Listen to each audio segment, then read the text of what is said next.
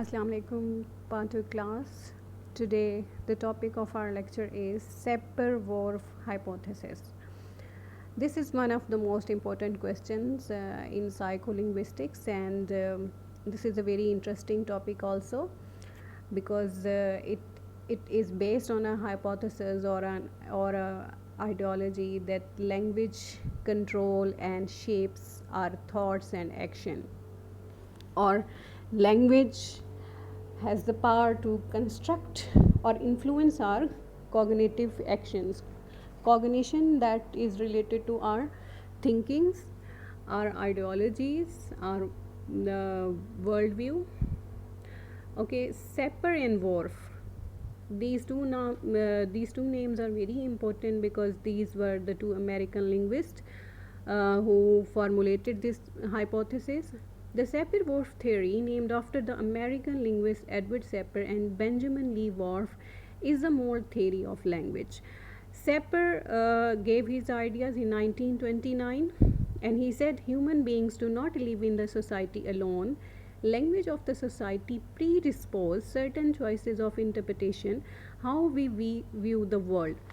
Okay, he is saying that language, that human beings are not only dependent to social values or social norms, language of the society also predisposes means कि वो इंसानों को पहले से ही predispose कर देती है या पहले से ही उसको तैयार करती है उस इंटरप्रिटेशन के लिए, उस मीनिंग के लिए, उस व्यू पॉइंट के लिए या उस पॉइंट ऑफ व्यू के लिए जिससे हम दुनिया को देखते हैं. यानी जो हमारी लैंग्वेज है वैसे ही हमारी सोच होगी.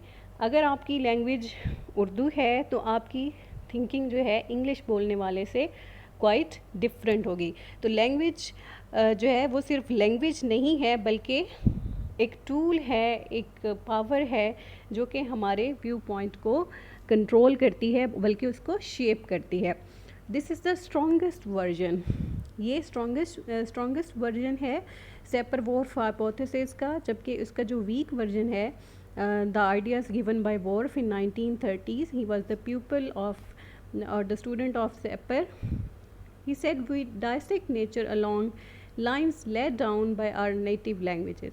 He said that we dissect nature, that we see nature और we categorize nature. हम फितरत को देखते हैं उन लाइंस के साथ, यानी उन जो थॉट्स हैं, जो लाइंस हैं, जो हमारे गाइडलाइंस हैं, जो हमारी नेटिव लैंग्वेज देती है. यानी हम अपनी नेटिव लैंग्वेज, हमारी जो सोच होती है वो हमारी नेटिव लैंग्वेज बनाती है. We categorise objects in the scheme laid by language and if we do not subscribe to these classification we cannot talk or communicate. Okay, this theory is also called relativity or relativism because he says that there is some flexibility. He says language heavily influences our viewpoint, our actions, our thoughts. हमारा जो नज़रिया है, हमारे जो ख्यालात हैं, हमारे जो माइंड थिंकिंग है, वो सब वो लैंग्वेज से मुतासर होती है. और ये किसी हद तक ये बात ठीक भी है कि लैंग्वेज इन्फ्लुएंसेस डिफरेंट लैंग्वेजेस बोलने वालों जो लोग होते हैं उनकी सोच आपस में एक लैंग्वेज बोलने वालों के आपस में मिलती भी है. इसमें थोड़ी सी फ्लेक्सिबिलिटी है. So this is called the week version of this theory or this hypothesis. The Sapir-Whorf hypothesis consists of two associated principles: linguistic determinism and linguistic relativity. Linguistic determinism, again these hypotheses consists of or can be divided into two categories. One is linguistic determinism and the other is linguistic relativity. Linguistic determinism means that language may determine our thinking patterns, the way we think and think about the world, and linguistic determinism is also called strong determinism. वही बात कि आप जो कुछ भी हैं वो अपनी लैंग्वेज की वजह से हैं. लैंग्वेज आपकी सोच बनाती है, कोई और फैक्टर नहीं है, सोसाइटी नहीं है, आपके इंडिविजुअल डिफरेंसेस नहीं है, आपके कोई और साइकोलॉजिकल फैक्टर नहीं है. जस्ट लैंग्वेज ही है जो आपको बनाती है कि आप किस किस्म के इंसान होंगे या आप दुनिया को कैसे देखते हैं. फिर है linguistic relativity. The less similar the language more diverse their conceptualisation of the world, different languages view the world differently. Again इसमें थोड़ी सी फ्लेक्सिबिलिटी है, वो ये कह रहे हैं कि रिलेटिविटी के language is related to your thoughts, कि आपकी सोच पे असरअंदाज होती है, ऑल्दो उसको शेप नहीं करती, कंस्ट्रक्ट नहीं करती आपकी आइडियालॉजीज़ को, लेकिन उस पर अफेक्ट ज़रूर करती है। ओके, तो दो कैटेगराइज हैं, एक थोड़ी स्ट्रॉन्ग है, एक थोड़ा वीक वर्जन है। सो वीक वर्जन को अभी भी लोग इम्पोर्टेंस देते हैं, लेकिन लिंग्विस्टिक डिटर्मिनिज्म को जो है वो लिंग्विस्ट ने रिफ्यूज़ कर दिया एक्सेप्ट करने से, क्योंकि वो उसमें बहुत सी प्रॉब्लम थी और इस पे कोई रिसर्च भी नहीं की गई थी। सैपर्न और वॉर्फ ने खुद अपने हाइपोथेसिस को बगैर किसी सॉलिड रिसर्च के पेश किया था। ओके, अब इसका कंपैरिजन हम करते हैं। Whorfian perspective versus universalism. Universalism means that believe in universality of the languages, that believes in the universalities of the human nature.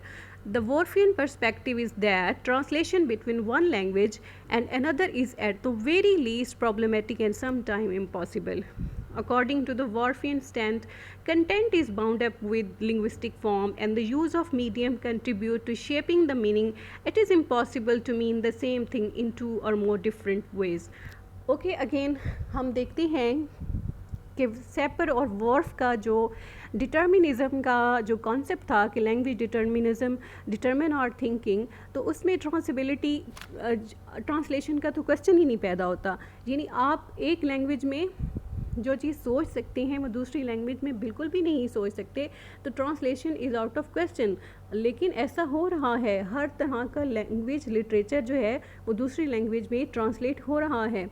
तो वो अगर हमारी सोच ही अलग हो सकती है और हमारा कंटेंट और लैंग्वेज जो है वो एक लैंग्वेज में डिफरेंट होगा कंटेंट और दूसरी में ऐसा उसको सेम नहीं प्रोड्यूस किया जा सकता, तो ये तो खुद ही एक क्वेश्चन मार्क बन जाता है वॉर्फियन पे। और यूनिवर्सलिज्म में ऐसा नहीं है। यूनिवर्सलिज्म पे जो लिंग्विस्ट बिलीव करते हैं वो ये समझते हैं कि आप ट्रांसलेट कर सकते हैं एक लैंग्वेज को दूसरी लैंग्वेज में, किसी लिटरेचर को, किसी पीस ऑफ राइटिंग को, और सेम फीलिंग्स जो हैं आप उसको अराउज़ कर सकते हैं। The Worfian perspective is in strong contrast to the extreme universalism to those who adopt the cloak theory.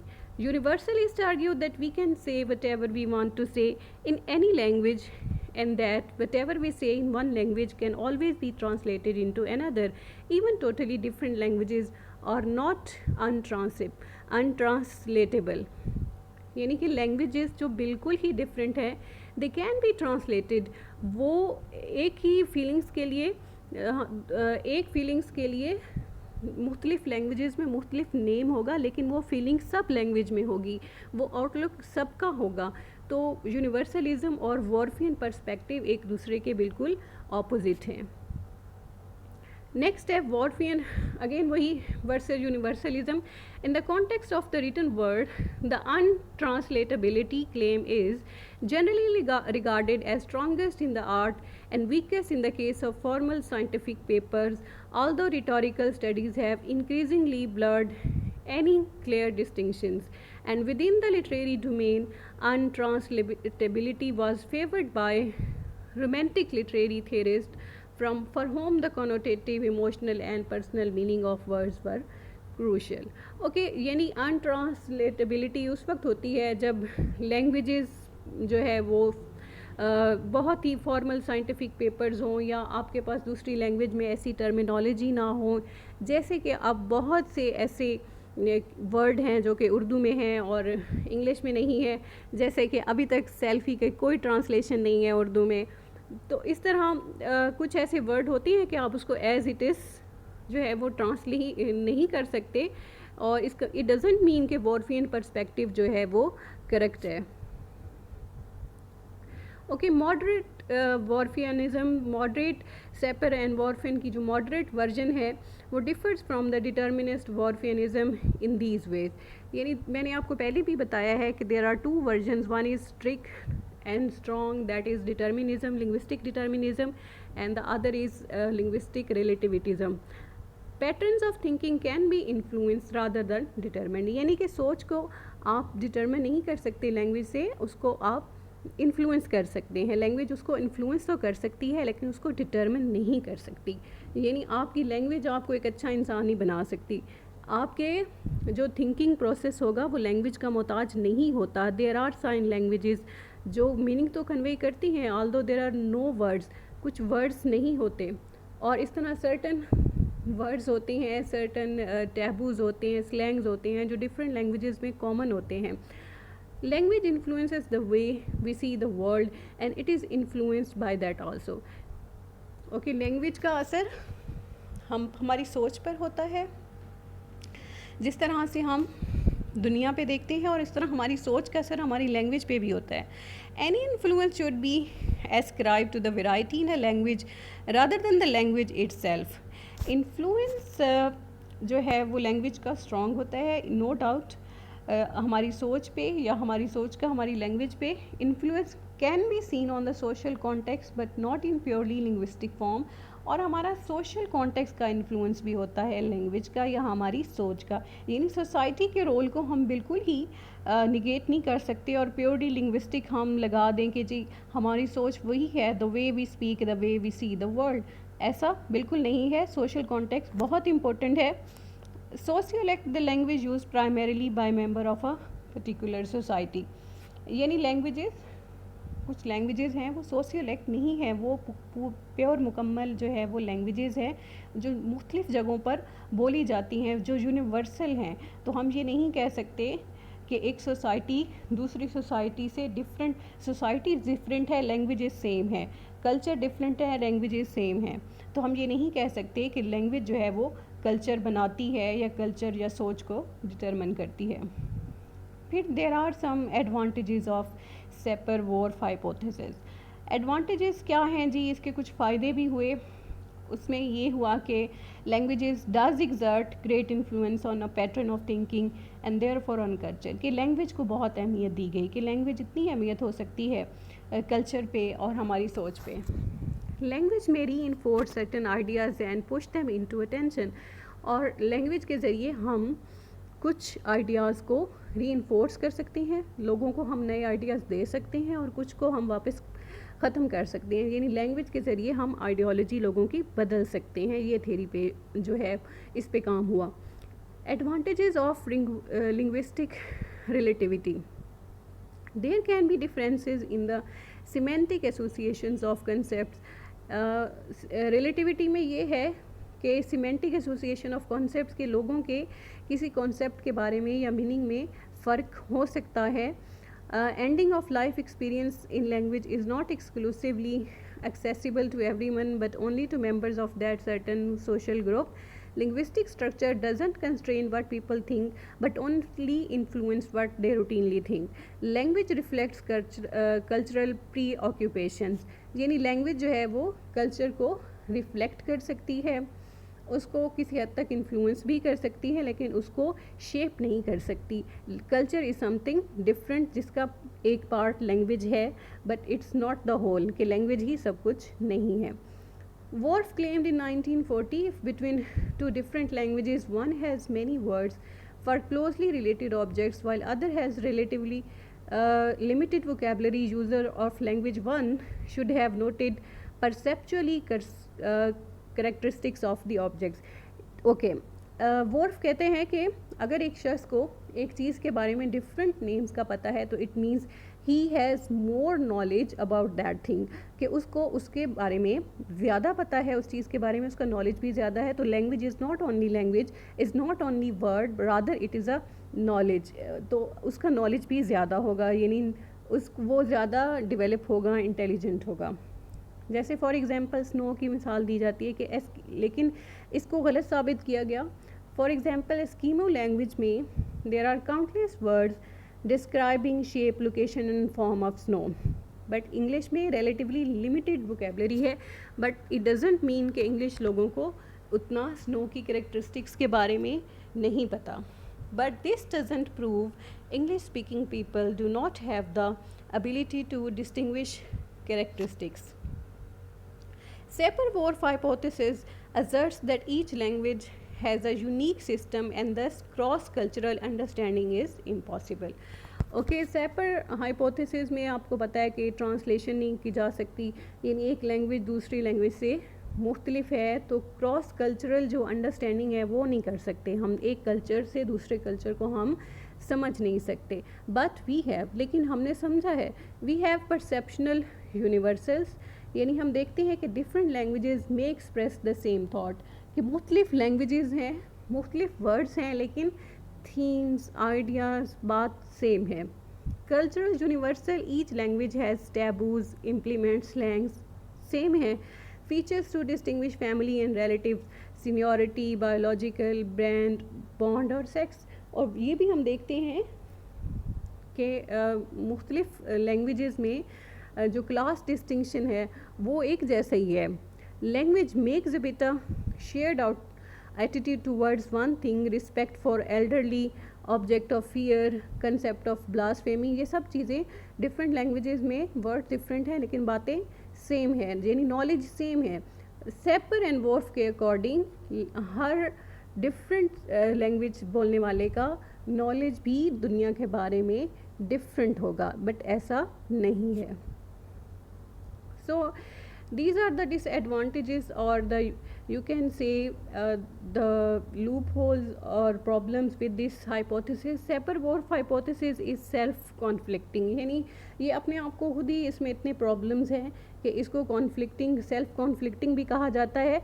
It claims that language determine thoughts but also there is no limit to diversity of language, लेकिन वो ये भी कहता है कि हर language बोलने वाला उसकी नॉलेज या व्यू पॉइंट डिफरेंट होगा, यानी उसकी थॉट डिफरेंट होगी। डिफरेंट लैंग्वेज बोलेगा, डिफरेंट तरीके से सोचेगा।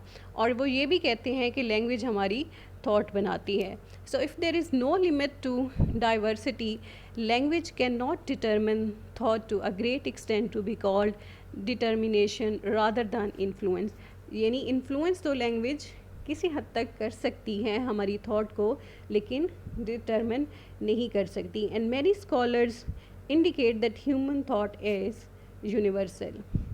From a historical stand point, it should be society and culture that determine language, because social environment exert great influence upon perceptual ability, but decisive factor is not the language. Again वही बात आती है कि society और cultural values का, सोच का, view point का हम पे, हमारे सोचने के अंदाज पे बहुत इन्फ्लुएंस होता है। सिर्फ लैंग्वेज ही वो डिसाइसिव फैक्टर नहीं है जो हमारी सोच को कंट्रोल कर सके।